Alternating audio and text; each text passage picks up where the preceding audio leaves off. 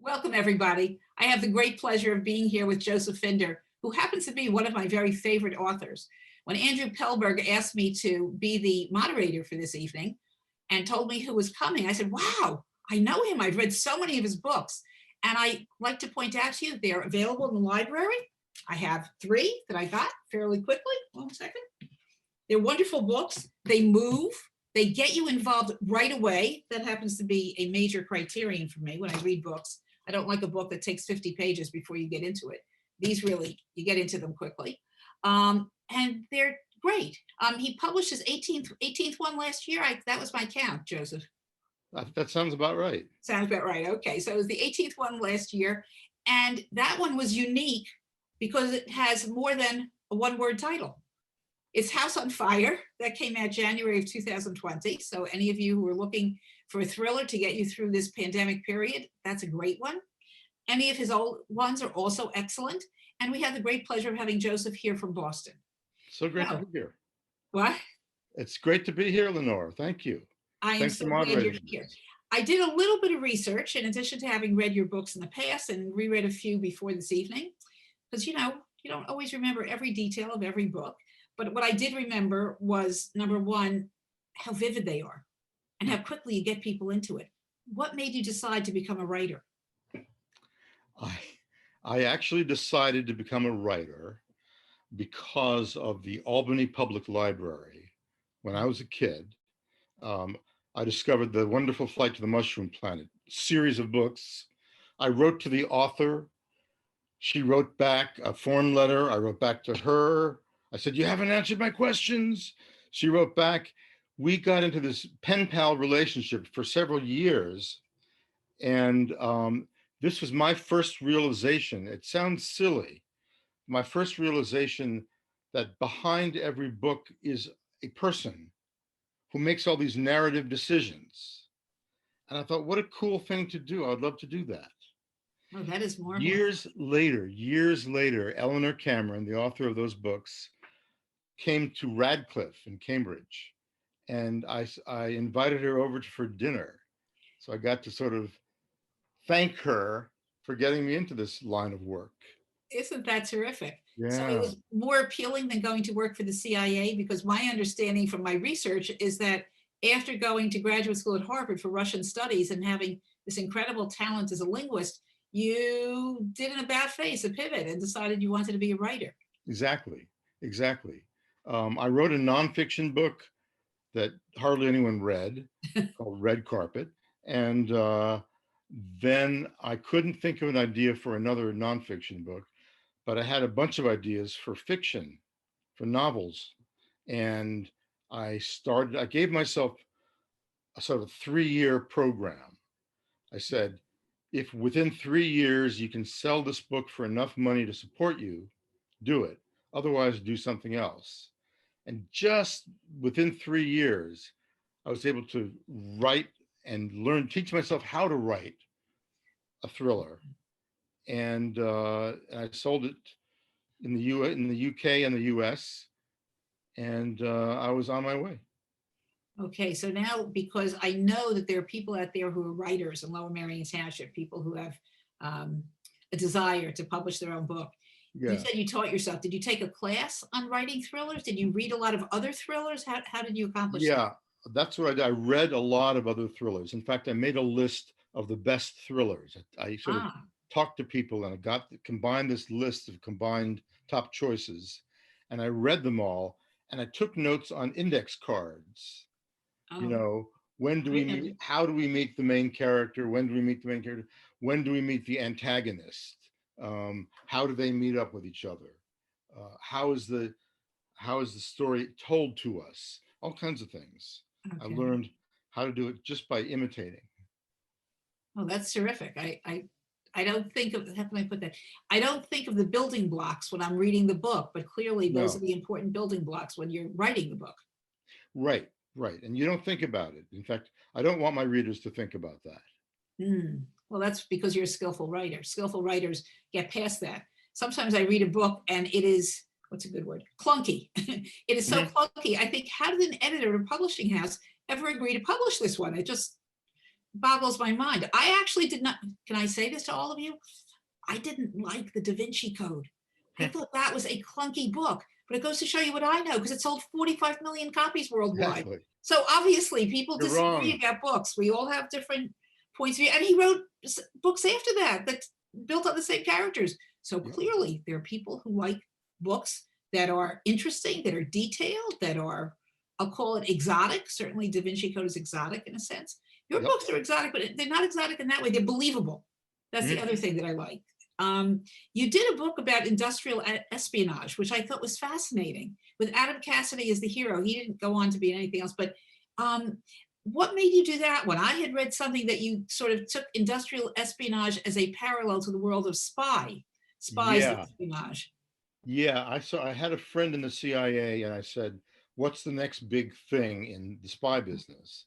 Okay. And he said, it's going to be companies, global companies versus each other.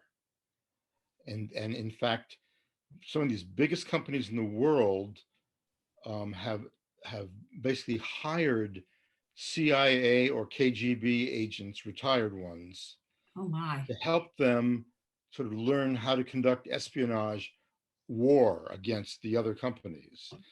And so I thought this could be very interesting. And I went to Silicon Valley and I went into Apple Computer and Hewlett Packard and a bunch of these places. And I started interviewing people. And what's your relationship like to your boss? And then I would talk to their boss. I talked to someone who had just been fired. And I talked to the boss and said, why'd you do that? How was it? What was that like? This was my way of learning about Silicon Valley, which I knew nothing about. I'm actually stunned that people took the time to do that with you. Yeah. You must be a very good talker. You're not just a good writer, because my impression of Silicon Valley is it's such a busy atmosphere there, and Yeah. people are moving so quickly. To Yeah. take the time to be interviewed by a writer seems extraordinary. Yes, exactly. And I'm grateful to people who do that. I mean, I've got sources, all kinds of sources. And it's just wonderful to me that people will take the time to talk to me. I'm writing fiction. I'm not writing nonfiction. Their names are not going to appear in my books. Ah, maybe that's part of it. Maybe They can that's speak why. to you and be anonymous. Yeah, that's right. Let me go back for a half a step. When you took your 3 years and then the book was accepted, what did you do to ensure that during that final time period that the book was accepted? Did you know an agent? Were you recommended to an agent? Did you skip over? I basically made a list of agents who represented thriller writers of the sort that I wanted to write. And I sent my manuscript to one agent after the other, and I got rejected by a number of them. And then one particular agent sent me back the manuscript. This is funny. He sent me back my manuscript with a paper clip in page 55. And he said, I did not go beyond page 55 in this book. If you haven't grabbed the reader by then, you're not going to make it in this business, right? Yeah. So I took that exact same manuscript and I sent it to another agent who represented Robert Ludlum. And I got a call from him and he said, would you be willing to cut out the first, I don't know, 60 pages or so of the book, of the manuscript? It'll be a lot faster without that. And I thought, now this is what I want. I want an agent who's going to help me shape the manuscript, make it as good as possible. But they were really saying the same thing, just approaching it from a different perspective. Exactly. One agent basically was willing to work with me. So I learned something right there, which is that there are different kinds of agents who are willing to work on a manuscript, willing to be editors as well as agents. Okay. I didn't realize that there were agents who specialize in different genres, but obviously there are. There are, simply because the agents are people and they like different kinds of books. Some people love science fiction, for example. I don't write science fiction, but some people love that. Some people love what's sometimes called women's fiction. Well, I'm not sure what that is. That's good for another hour's worth of discussion, but we won't address it here. I mean, there's men's fiction, there's women's fiction. Yeah, we're not going to address that. The truth is, women read the majority of novels. Absolutely. Yeah. And as my husband says, when we stop at the library on a pretty frequent basis, he said, how come I only see women going into the library? I said, there are men who go in, but women read more. There's just no two ways about it. That's right. And women buy more books, more interestingly. So from a publisher's point of view, I'm sure it makes sense to publish books that women will like, since they're the purchasers. Exactly. Willie Sutton, I go where the money is. That's why you rob the banks. That's right. The same kind of thing. Okay, so do you come up with the plot first or the characters? Which comes to your imagination first? I come up with the plot first, a kind of a what if scenario. Okay. And it takes me a while. I kick it around for a few weeks. I'll talk to my agent, talk to my editor, and eventually I have the story, the what if, and then I come up with the character who would be involved in something like that. The one difference is when I'm writing my series, my Nick Heller series, I think about it differently. I really think, okay, Nick Heller, what have I not had him do yet? Okay. I want to learn more about this character.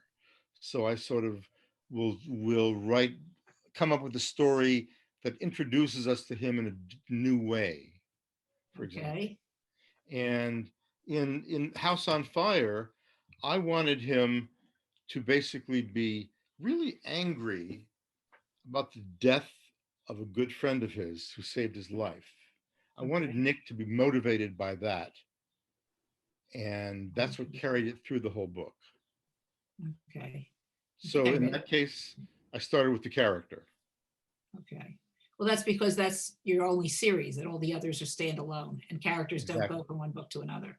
That's right. Are you ever tempted to take a character who survives at the end of the book and say, maybe I could put this person in another book?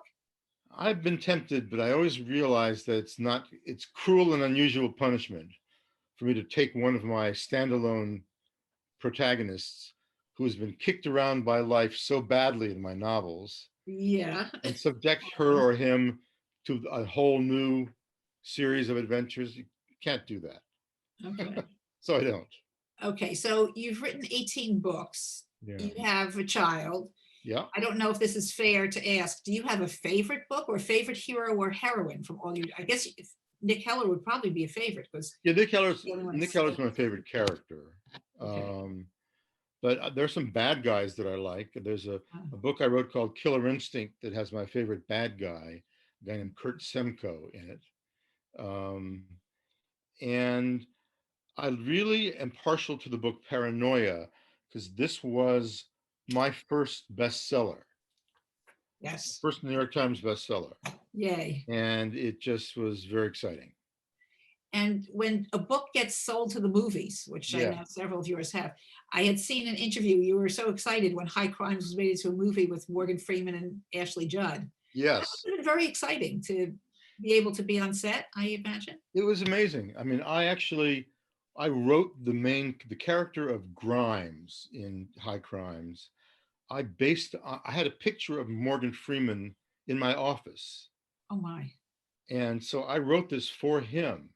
And when they told me that they'd cast Morgan Freeman in that part, I just thought this was perfect. For shared. Yeah, exactly. Yeah. I will give you a sort of, not your issue, but I know you did a book with Lee Child. Yep. Lee Child created Jack Reacher. I've read a lot of Lee Child books also. And when I heard a few years ago that one was going to be made into a movie with the 5'6" Tom, I just went blank. Cruise, instead of the character who was 6'5", it offended my sense of how things should be. And I went to a subsequent talk that Lee Child gave, and somebody asked that question, how could you do that? And the answer was Hollywood has its own requirements. They want to get stars who are bankable. Morgan Freeman is certainly bankable, Ashley Judd bankable, and they want someone who will pull people into the theaters as well as somebody who can be good in the role. And I think they're both terrific actors. So I mean, if I were in the same position as Lee Child and Tom Cruise wanted to star as my character, I would say yes. It's not, Tom Cruise is not ideal. The truth is, we writers don't have the right to veto cast Yeah, choices. he All pointed we that can out. do is say, yuck, I don't like that. Well, part of it is that character is so physical. The Yes, physicality of him coming into a bar and subduing all the bad guys at one time. It's not because right, he's 5'6". It's because right, he's 6'5". right.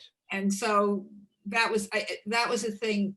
You know, But you know, we readers have to suspend our sense of disbelief, and you writers have to pull us in so that we forget about that. And right. the, They're doing a TV series based on the Reacher books. oh, are they? Oh, They are.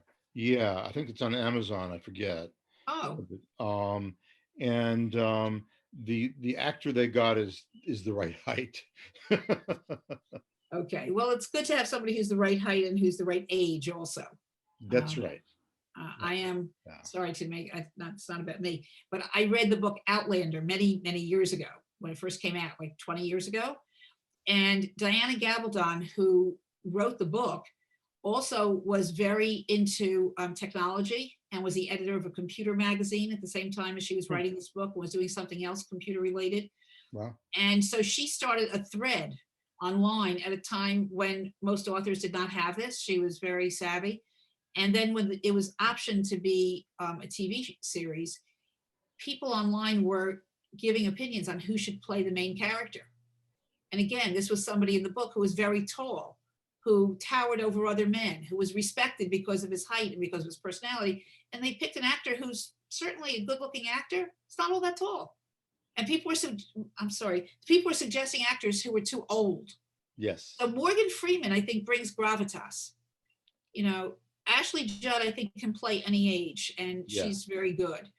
But Yeah, she there was was another perfect. book made into a movie also. I thought another one was. Another one was called Paranoia. Oh, this one. Okay. Was made into a movie with Harrison Ford Ah, and yes. Gary Oldman Okay. and Liam Hemsworth. Liam Okay. Hemsworth.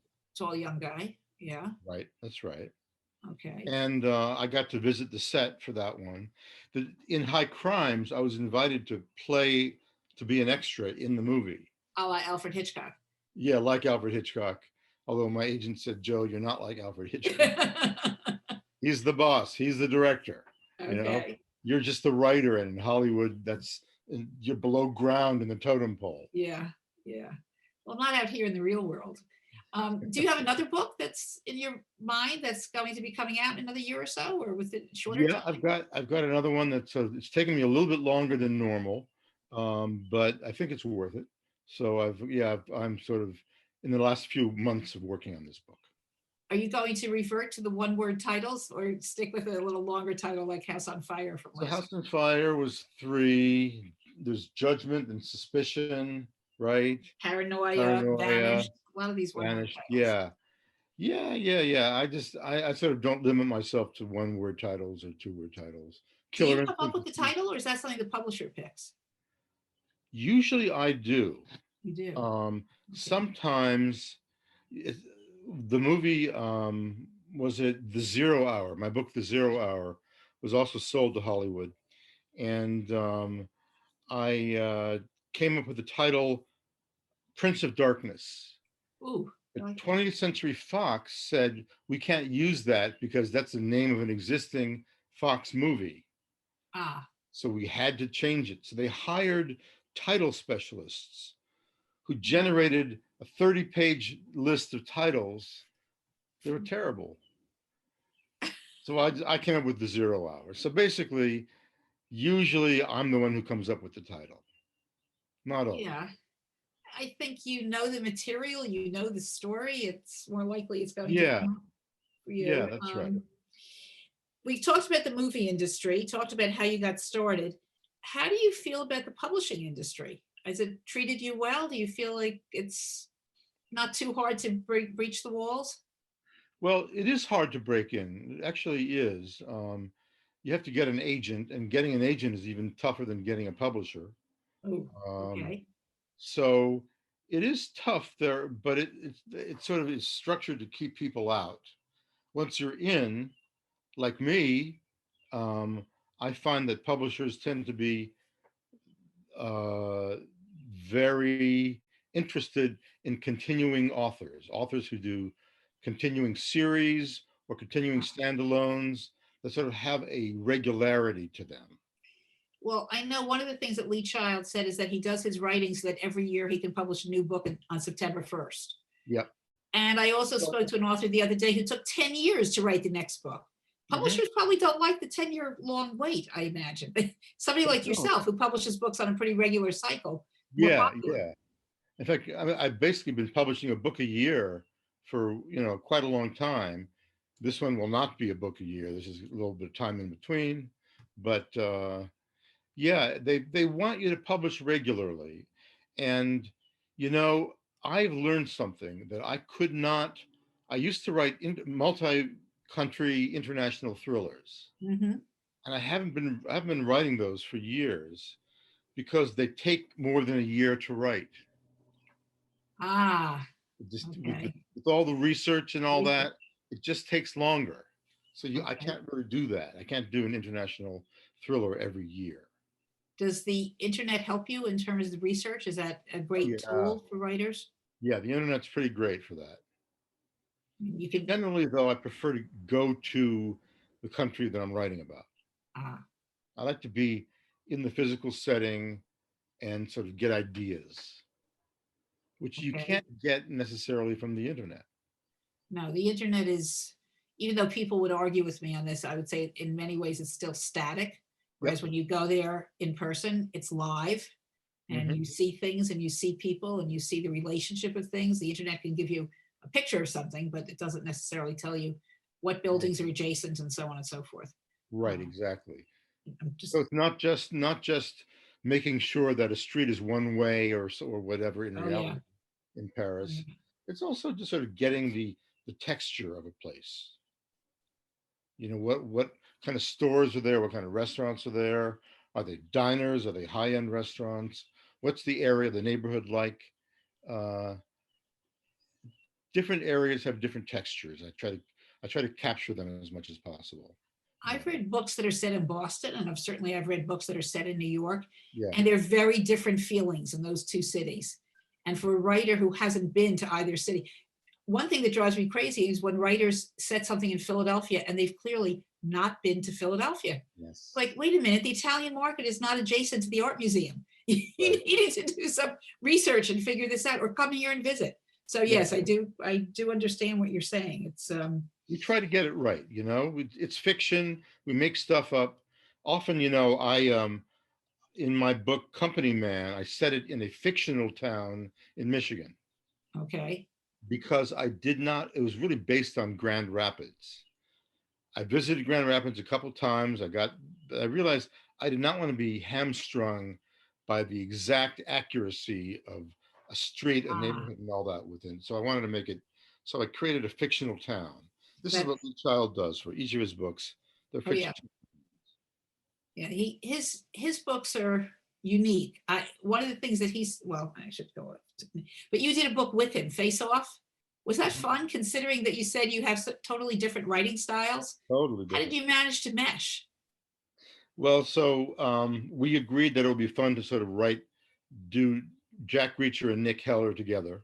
Okay. And we went out for lunch and I said, "So where do you want to set this?" And he said, "Well, I'm kind of interested in the fact that you go into a bar and a lot Loves of bars. bars, you can sort of look in the mirror and see someone who's coming into the bar, Oh yeah. have a vantage point. I want to do something with that." And I thought that was great. He, So he started the story. He sent it to me. And so I emailed him and I said, "Well, now what? I mean, where are we supposed to go with this?" And he said, "I don't know. You make it up." So I like to do my book. I like to outline my books in advance. I like to sort of have them figured out. Lee okay. doesn't work that way. He sort of is spontaneous with each of his books, and he writes in a very different way. But it was fun. I basically began to improvise, and he began to plan a little more, and Sounds like fun. it was fun. It was a great thing to do. I read his most recent book he wrote with his brother. And Yes. I thought, I think when people write with relatives, it doesn't always come out exactly the way they think. I also loved reading Dick Francis books. I was very into everything that Dick Francis ever wrote related to horse racing. He died, his son took over the franchise Felix. essentially. And for a Yeah. while there, the book said Dick Francis, big letters, and Felix Francis.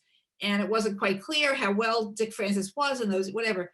And now they're all by Felix Francis. And it's really clear to me, at least, Felix Francis is a clunky writer. Is that right?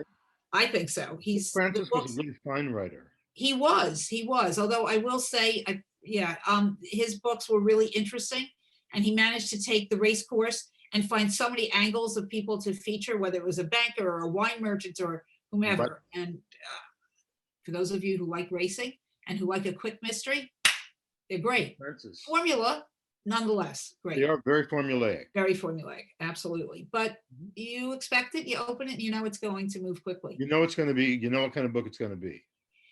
Do you, as a thriller writer, having done a book with Lee Child, do you have a collegial relationship with other thriller writers, or do you each exist in your own silos? Writers are loners, Ah, but we do get together at something called Thriller Fest in New York. A lot of us get together, and there's something called BoucherCon, which is the mystery writers. is that Anthony gathering. Boucher? Yeah, that's how they pronounce it, BoucherCon. I always thought it was Boucher, so there, I learned something. Yeah. Okay. And yeah, so we basically, I hang out with writers a lot, and I love the presence of writers. I love talking about books with them. So I find we're very collegial. That's great. That's great. Yeah. Yeah. Um, It's one of the great things about writing, where we can complain about our publishers and our agents or whatever it is. Yeah. I have been to Book Expo, the thing that takes place in May. I Sure. don't know if you've ever been a guest there, and you go there and you meet people from bookstores and from libraries and people in the business of working with books, which is really fun. Not some authors, obviously are mixed in, but it's just a neat thing to be surrounded by people who also love books. Yes, all across the industry. Yeah. that's- Sales reps, they're publicists, they're different functions. And you walk in there and they give you a shopping bag and you walk out with a bag full of books, which as far as I'm concerned is a great thing. It's a neat opportunity. Yeah. I really do like that. It's your new, can you tell us anything about that new book that's not yet published, or is that still? Yeah, I really don't talk about my books until they're done. I Okay. should have learned this. It's sort of like the air goes out of the balloon if you talk about it too much. Okay. Well, I think that's understandable. You don't want to give everything away. Right, exactly. It is what it is. All right. So I am going to see, do I have any? Oh, I have a question. May I ask you a question from somebody? Oh, somebody else wrote that she loved Wonderful Flight to the Mushroom Planet too. So nice that the author wrote back to you. Well, authors are people too. They like to do that. That's right. It's interesting. Okay. Is Nick Heller going to have a fifth book?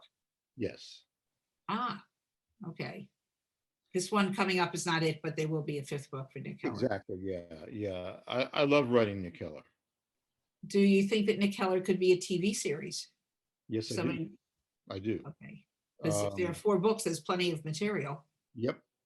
That's basically the way it works is, 1 book per season. Ah, okay. That's sort of how the Bosch series is doing, for example. The Bosch series is excellent. Very well done. It's very well done. Very, people talk very fast, but but that's how people talk. I'm from New York and I talk fast. People say so. Yeah, but it's very, very well done. Very well acted. Yeah, it's the acting, the directing, the values. It's a very well done series. And that's sort of, to me, that was really inspiring to see that they could make such a good TV series out of the Bosch books, because they could make crap if they wanted to. They can, and they have done. Yeah, I usually feel like the book is a lot better than the TV or movie, but sometimes that's not the case. So I think Godfather is a great example. It's a much better movie than the book, which I thought was a potboiler, but they made it into Scorsese gets a lot of credit because it was a terrific movie. Exactly right. That's how I feel the same way. Yeah. I know this is, that's a good word, not indelicate. What actor would you see as Nick Heller? Not that that has anything to do with who might be cast eventually, You but know, when I started writing Nick Heller, I thought of George Clooney. ah, I think George is too old by too old. now. Hmm. My wife really is in favor of Bradley Cooper. Thinks he'd be a great Nick Heller. I just want someone who can play not just action, but also smart. Yeah. I want someone who can Hmm. basically be, a smart person in these board meetings. And so he's got to be someone who's very flexible as an actor. Bradley Hmm. Cooper would be fine as far as I'm concerned. Okay, I know there are a lot of people who are big fans of his, particularly here, because he's from here. You know that? Was Yeah, he was a Philadelphia boy. So didn't know. there's a lot of how can I put this? There's a lot of kind of identity politics in Philadelphia. If somebody is from Philadelphia, they're always from Philadelphia. I'm from Brooklyn, so I have a different origin point. But and I lived in Albany for a year, by the way, so it's You did. interesting. Yeah, I taught at a junior high there for that. I was English teacher Oh at wow. Hackett Junior High. Uh-huh. If that was in the city, not far from I'm sorry, everybody, not Yeah. far from the hospital. Albany geography. Yes, Albany geography. It's a really interesting city, and you have to like snow if you're going to live in Albany. That is true. That's the year that I lived there, there was 110 inches of snow. Oh my God. It was memorable. Um, anyway, yeah, so I don't think it's easy to pick an actor who plays intelligent. Some do. I think Benedict Cumberbatch as the modern Sherlock Holmes is brilliant. Yep. And even though you have the words above his head on the screen and it's so high tech, he does look like he's thinking. Yep. Martin Freeman, who plays Watson, doesn't. He looks dull. He could look smart in another role, but Yeah. he, by comparison to Holmes, he looks dull. I'm sorry, Yeah. we're getting off into mysteries from thrillers, but But that's the truth is that I'm not going to be able to cast the movie myself or the TV series myself. We have to get lucky and get the right actor at the right point in his or her career. a good point. Who's willing to do it? Who's willing to do it? Yeah. Who wants to sign on to do what could be multiple seasons? Yes, you don't want to have to change actors or horses in midstream. Right. Yeah. And because Nick Heller is a grown-up character at the beginning, it's Yeah. not like you can start one actor as a young Nick Heller and then the other actor is the middle-aged Nick Heller. And yeah, he's an adult throughout. So that's Right. Exactly. it's good news, bad news. Okay. And Yeah. Ashley Judd, well, I don't know that she's not doing as much acting these days somehow. You don't see her as much. No. When High Crimes came out, it was at her peak. Yes. And she was really good in that too. I mean, that was just that was a good thriller. I enjoyed it. She did two things. She got very politically active.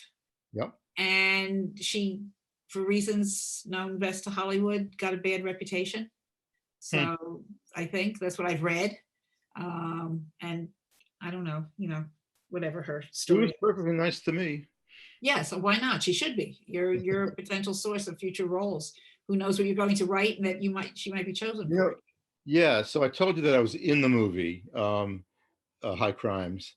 And the deal that I had with the director was that the actors would not know who I was.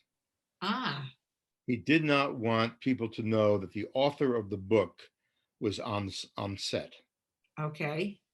And because I think he was afraid that, Ashley might come up to me and say, and what about this line here? Don't you think, Change it. right? Couldn't this be tweaked? Yeah. Right. So they didn't want that. Okay. All right. One question on behalf of my friends who are writers, and I have several. What do you think of writers' groups? Do you have any, or is that something that people in other genres do more often? I don't. I mean, I know writers who belong to groups. I don't think I could do that. Okay. My books exist in my head too much. Ah, okay. I don't think I could sort of share with other people. But the flip side of this is I'm very open with my agent while I'm working on a book. I'll call up and I'll say, I'm struggling with this or that. What do you think? We'll brainstorm. He'll get me out of some dry patches So I am able to talk about a story. I just don't want to present it to a group of people before I'm ready. No, that makes sense. And that also shows why it's helpful to have an agent who does thrillers and deals Yes, with other yeah. thriller authors. And that person has more to contribute when you have that kind of a discussion, I would think. Yes, yeah, and that's, people, I think a lot of readers don't realize that agents can also be editors. Uh, Uh, and a good agent is partly an editor anyway. yeah. My feeling very often in reading, and I read fairly widely, is that editors are not as active as they used to be. And I was talking to somebody, to an author, and this author said, well, if you sell enough books, the agents don't really have the guts to take a red pencil to your work. And there's not, I said, okay. I mean, That's true. and I guess that's true. If you've sold however many million, then Yep. they don't want to get you angry. And Nobody wants to mess with success. well, that's it. And that's why they like the yearly book, because Yep. it's keeping it in the readers' heads. People look forward to it. I have authors that I look forward to. This one publishes every winter, every January, February, and this one Yep. publishes here. I mean, I'm happy that I have a lot of authors who I read, because there's so many who are terrific. And Raw. you're amongst them. Yes. And very different too. Yeah. Yeah, I like, and I'm a stereotype. I prefer novels. I read nonfiction, but I do prefer novels. That's just the way it is. Anyhow, all right. I don't have another question, but I'm going to. Did you have anything that you would like to say that I haven't touched on? I don't. I think I've talked about House on Fire, which is my latest book right here. Okay, there it is. Okay. And I've talked about it enough, right? You've talked about it a fair amount. We can All hold it right. up one more time if you want, so everyone can see. But House on Fire, it's in the library. I'm sure people can get it. Yep. Our libraries are really terrific. And I think that, I should say this. Lower Marion Township is 63,000 people who read from these 6 libraries. We're part of a county, Montgomery County here. It is 800,000 people. And has many other libraries scattered amongst the area of Montgomery County. And we can pull a book from any of those libraries. So I have one of these that's from one of the libraries in Montgomery County that's not from Lower Marion. So it's sort of like your own interlibrary loan. Exactly right. And you're not even going outside the county. So I don't get a book from Philadelphia, but I might get a book from a town called Hatboro, which is on the other side of Montgomery County. And we have started probably a month or so ago. We've started with people being able to go back into the libraries. Up till then, we had the contactless pickup. People could reserve a book and the librarians would get it, put it in a brown paper bag, write your name on it, and then you'd call and say, I'll be there at such and such a time. They'd put it on a table in the vestibule. Yeah. And you would come to the vestibule, not go in the library. You'd have to have a mask on just to walk into the vestibule. Now you can actually walk into the library, and if you want to browse in the library, you have to have a pre-registered period of 20 minutes, and you need to have your temperature taken to walk in. Oh, wow. So it's a very modern temperature take. You stand in a certain position. It's a digital thing. It reads out, and then nobody has to hold it even. It does it automatically. Right. And you can go in. So libraries are affected. I'm sorry, what? I think browsing is important. That's very, I don't know how libraries got by without people being able to browse. I mean, you want to go there and you like an author and you start poking around on the shelves and you pick one up, and you start to read it and it grabs you. You've got a new author. Yeah, I do. I have to say, I said before, I'm from Brooklyn. So I read the New York Times book review online on Sunday. And I read the columns. I read the crimes column by Marilyn Stasio. Well, there's a new woman doing it now. Yeah, I see what's selling. I see what they're reviewing. I read the reviews. And if it's something that sounds interesting, I go boing and I reserve it. Yep. So it's not browsing the shelves. It's not just, oh, I'm going to do the bees today or something. You're browsing the Times book review. I'm browsing the Times book review. The Inquirer has a 1 page of book reviews. So it's 3 books once a week, and that's it.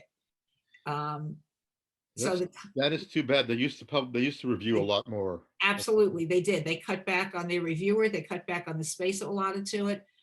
I don't know if it's that bookstores weren't taking out as many ads and they didn't see the need for that. I don't know the inner workings, Mhm. but that's how I've been doing it. And I've gotten a big variety of books that way. I Yeah, guess I could read the Times literary supplement or something if I wanted to go a notch up, but for UK, right. yeah, it's, and I'm a big reader of Amazon reviews. If a book So, is recommended, I go to the reviews and I see, okay, what percentage is 4 or 5 stars? right. And how many people really dislike the book? And Oh, what are they really? saying and how they disliked it? So people said, oh, I don't want to bother with reviews online because after all, how do you know it's somebody's friend or whatever? But I don't When you know. start getting hundreds and hundreds of reviews, Yeah, not somebody's friend. no, it's not. And You're there's getting typically a sampling. pattern. You're If getting a public sampling. going back to your original story about the agents, if Yeah, 10 people say the first 50 pages stink, then I'm going to figure the first 50 pages stink. And it may exactly. not be a book for me, that's the way it is. Exactly. I learned my lesson that way. There you Yeah. go. We all learn lessons in different ways. Joe, thank you very much for giving us all a chance to learn and enjoy. I know I'm going to be reading House on Fire, and I look forward to that. I Right. wish you continued success, and I hope that Nick Heller is a TV series Thank you. I and hope so happens. too.